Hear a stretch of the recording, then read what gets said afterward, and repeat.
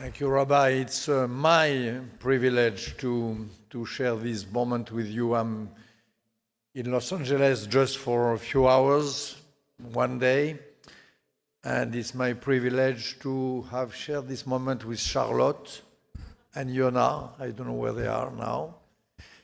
Yona. Yona, you have one of the most shining, glorious names of the history of Judaism. Your name means a lot. I wrote in one of my 47 books, which the rabbi quoted, some numerous pages about your name, about Yona, and about the very special place of the book of Yona in the whole book. Maybe one day, now you have the age, you will discover that, and you will fully inhabit your name. And same for Charlotte, all my good thoughts for the journey, which you are expecting now. I'm in Los Angeles just for a few hours, as I told you, because I'm presenting a movie which I made with my camera in the battlefield in Ukraine. And it happened that the film is released tonight for the first time. It was yesterday, it started in New York, next week in Washington. It's a nationwide release, but Los Angeles, the official release at the Westwood Cinema, Landwood Cinema, Landwood, yeah, not far from here, is tonight. Tonight, I think it's rather sold out, but you will have time in the following days to see it. And I'm here for that. And I of course, seized the very generous invitation of Sinai Temple in order to tell you a few words, not about my film. The film, you will see it, I hope, but about Ukraine and about why it is important for Jews to support Ukraine, in my opinion. The film, as I told you, I spent a lot of my time since 10 years, and especially in the last year when the full-scale war started, in the trenches with an international brigade, with some Ukrainian defenders, with some Jewish defenders of Ukraine. I did share their life, and the film is the narrative, the relation of that. I report that. The real question why and the real reason why I'm happy to share these minutes with you this morning is that there is so many propaganda, so many fake news, or at least so many preconceived ideas about Ukraine, that I'm happy here in Sinai Temple to correct a few of them. I am a Jew. I am an affirmative Jew, and I wrote a book which is called The Genius of Judaism. The Genius of Judaism. And I mean my words. I'm Jew before anything else. The Jewish thought really inhabits all my work, my thought, and my books. None of the 47 books which were mentioned by the rabbi would exist if I was not a committed Jew. And it is this committed Jew who decided to involve himself, soul, heart, and body, and not part of the body, but the whole body in this war at the side of the Ukrainians. And I want to tell you in a few minutes why. Why a Jew? who claims the genius of Judaism, who believes in the glory of Israel. Why a Jew who believes that Israel is the shining city upon the hill of the world? Why this Jew took so many risks, committed himself so much for the defense of Ukraine facing the invasion of Russia and of Putin? One reason, of course, the place of a Jew, and especially a liberal Jew, is always with the wounded, the afflicted, the bombed, the shelled, and the miserable of the world, of course. This, for me, is a principle. When human rights are beaten, at the verge of being defeated, the place of a Jew who remembers the lesson of Isaiah, of Jeremiah, and of Jonah is to take side, of course. Number two, because today, if you see the map of this area and of Europe, and of Central and Eastern Europe, it happens that Ukraine is the country of the area where the anti-Semitism knew the strongest decrease in the area. The extreme right has no envoys or no MP in the parliament. The anti-Semitism does not find any place to express itself. On the Maidan Square, where the revolution of Ukraine started 9 years ago, there was a sort of free speech all day long, 24 hours a day. Free speech that means that any stupidity, any delirium can be said and expressed. Free speech.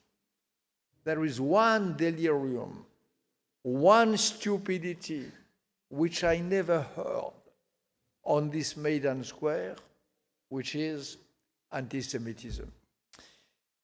The result of that is that Ukraine is the only country in the world, except, of course, my dear Israel, where you have a Jew, a real Jew, a committed Jew, elected by a huge majority as the president of the country, Volodymyr Zelensky, a little Jew, as me, as you, as all Jews in the world. We are all little Jews, of Kryvyi, elected president of the Republic of Ukraine against all the big names of Ukraine, the big oligarchs and so on. And it is the only country where the prime minister also is a Jew.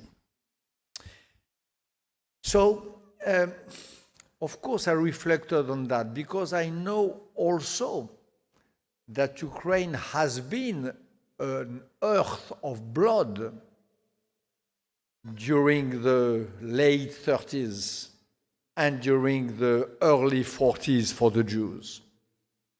I know that there were massacres of Jews in Ukraine, as in the rest of the Eastern Europe, as in Poland, as in Lithuania, or many countries of the area. I know that well. And as the rabbi said, there is one place which is the most memorable place of these massacres, which is Babi Yar, the ravine of Babi Yar, where thousands of Jews were killed by bullets, Holocaust by bullets, by Germans and Ukrainians in 1941. And I was in Babi Yar I was the representative of my country, of my president and of France, when for the celebration of a new memorial for Babia. So I know this story by heart. And I know that there is very few countries in the world, and maybe none, when we're starting from the fiercest anti-Semitism, you arrive in a country where the anti-Semitism does not disappear completely, of course. Alas, anti-Semitism never disappears. It can be confronted, fought against, resisted, contained, but it does not disappear. But it happens that Ukraine did such a work of thought and of memory, such a work of remorse and repentance, such a work of sorrow and mourning, when you mourn your deadly past, that it happens that today it is one of the places in Europe which is the most hospitable for Jews and for Jewish values. I was very stricken, for example, during this long journey in Ukraine, among the fighters, side by side, shoulder by shoulder with soldiers. There is one epic moment in this war, which is the Battle of Azovstal. I don't know if you are familiar with that. In a few words, at the beginning of the war in February, there was one city in Ukraine, Mariupol, with a strong Jewish memory, not like Odessa, but nevertheless, which was attacked by Putin, nearly completely destroyed.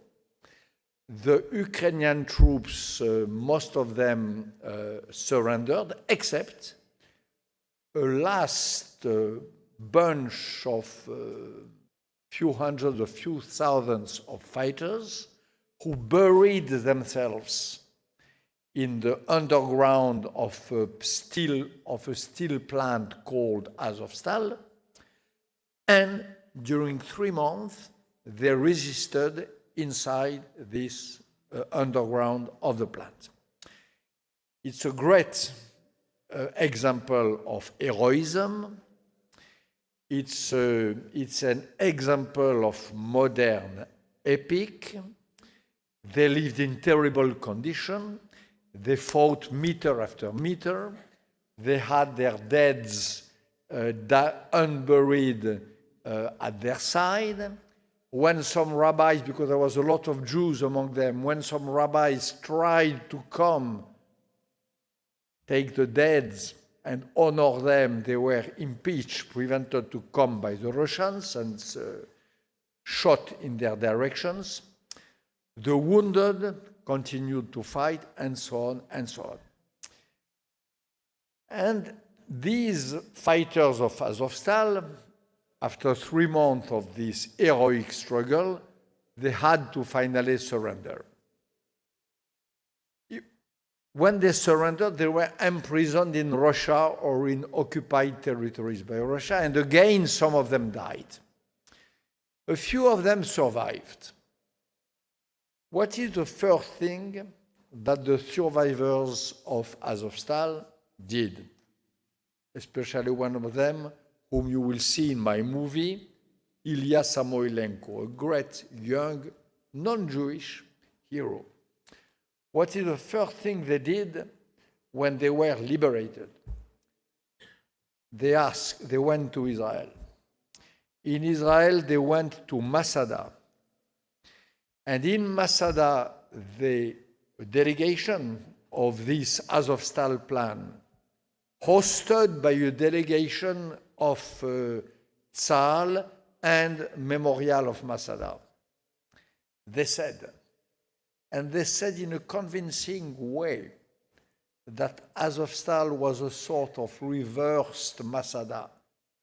Masada was, of course, a fortress looking at the sky.